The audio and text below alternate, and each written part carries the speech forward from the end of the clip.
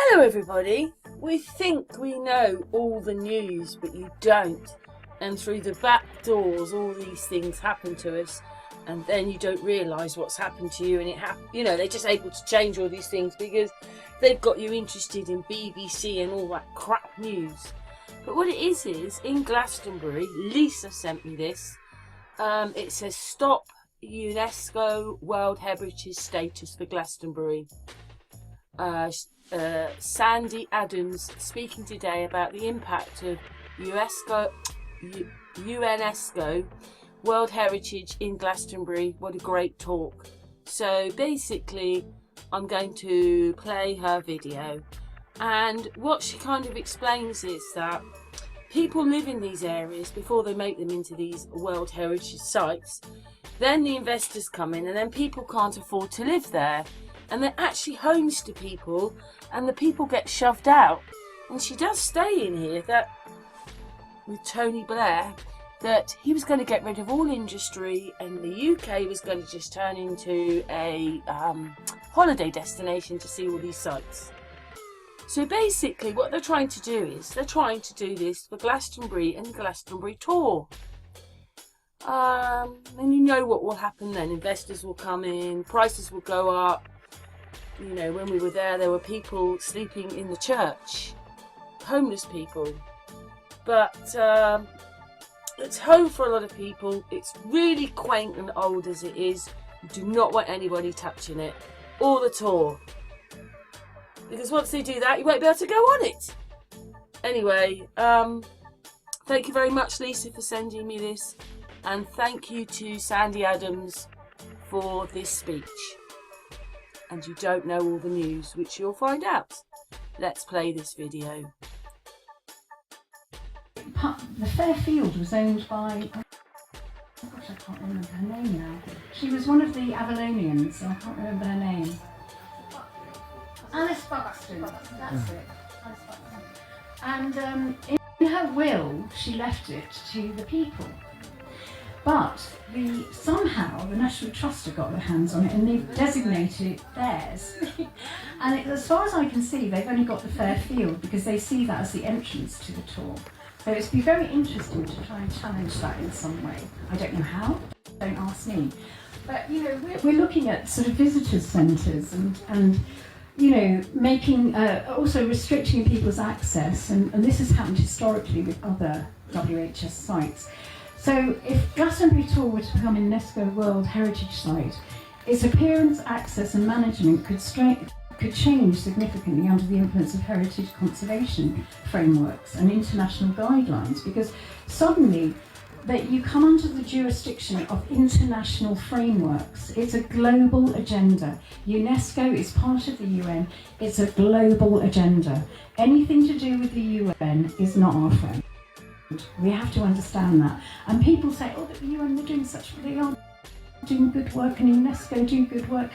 I would avoid it like the plague, because you're buying into something that is, at the end of the day, is not about people. It's about money, and it's about power. So we've got a breakdown of what could happen. You'd get increased preservation works on the tour, and you know, you'd have restrictions, definitely restrictions on people going up there for any reason at all. You know, whether it's ceremonial or whether it's just have a nice day out. They'll probably charge. We don't know. They keep saying, "Oh no, we'd never charge to go up the tour." But look what happened to Stonehenge. You know, now a family ticket into Stonehenge is £75. Who can afford that? No one. You know, we're in a cost of living crisis. It's absolutely astounding. And you know, there's been some pretty bad press. You know, the Lake District became WHS. Liverpool, they pulled out actually. Liverpool pulled out of WHS. So there's a bit of a precedent there. Bath and Stonehenge. Now I know I went to a rally in Bath after it became WHS. They had a real problem with 5G towers going up. Massive infrastructure went in the minute it became a World Heritage Site. Tourism went off the scale. people are priced out of housing because the Airbnbs and the hotels move in, and the price of the property goes up, and people can't afford to live there. So this is what happens to areas that become over-commercialised with tourism. And I think that Glastonbury is tiny. It's such a tiny place. Bath receives millions of visitors per year, largely because of its WHS status. This has caused congestion, air pollution, pressure on public transport and local services. 5G infrastructure increased rapidly after the WHS towers went up, despite local opposition.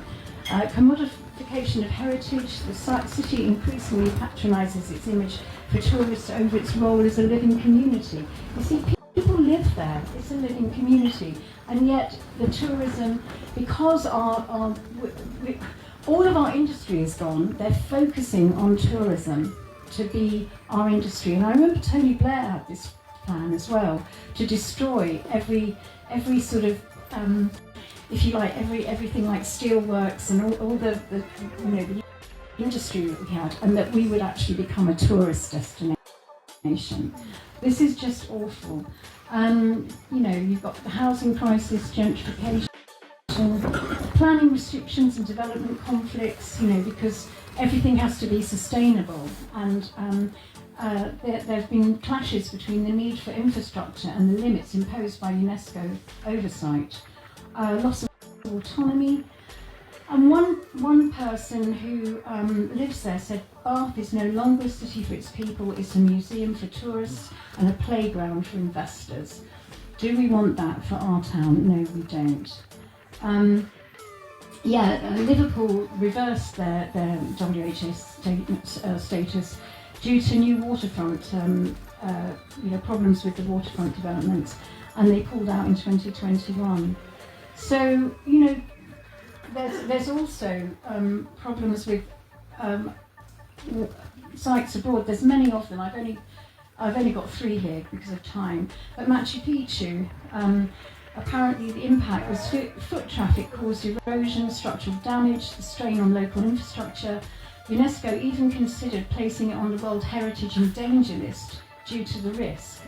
Local impact, nearby communities saw rising property prices and displacement and cultural dilution. I mean, the thing is that, people live here, and it happened in Venice, when that became a World Heritage Site with cruise traffic, cruise ships. And Lamu Old Town, this is a beautiful place in Kenya that I went to a long time ago. Apparently that has been ruined by WHS. And Uluru in Australia. Indigenous Arangu people were pressured to allow climbing on a sacred site contrary to their customs. The resolution, only after years of complaining, was climbing banned in 2019, showing that WHS status can delay respect for customs. So, should we be happy about owning nothing, or should we take action?